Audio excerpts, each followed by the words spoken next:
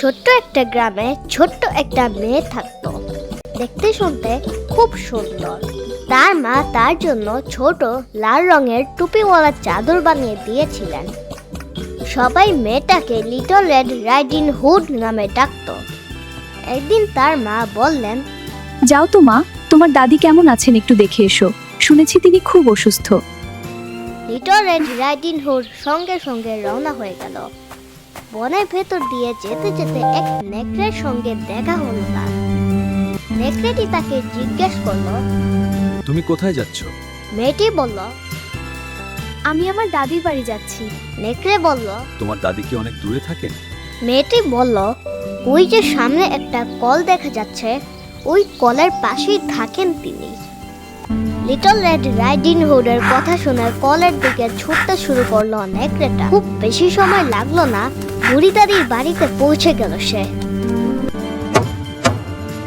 তারপর দরজায় টোকা দিল, ঠক ঠক ঠক। ভেতর থেকে দাদি জিজ্ঞেস করলেন, কে ওখানে? লিটল রেড রাইডিং হুড এর কণ্ঠ নকল করে নেকড়ে জবাব দিল, আমি আপনার নাতনি, লিটল রেড রাইডিং হুড। দাদি বললেন, ভালো, দড়িটা টান দাও, খিলটা খুলে যাবে। দড়িটা টান দাও, খিলটা খুলে যাবে। নেকড়ে দড়ি টানলো, দরজা খুলে গেল, আর সঙ্গে সঙ্গে সে দাদির উপর ঝাঁপিয়ে পড়ল। এক মুহূর্তেই দাদিকে গিলে খেয়ে ফেলল। তারপর দরজা বন্ধ করে দাদির বিছানায় শুয়ে পড়ল নেকড়েটা। অপেক্ষা করতে থাকলো লিটল রেড রাইডিং হুডের জন্য। কিছুক্ষণ পরে লিটল রেড রাইডিং হুড এসে দরজায় টোকা দিল, ঠক ঠক ঠক।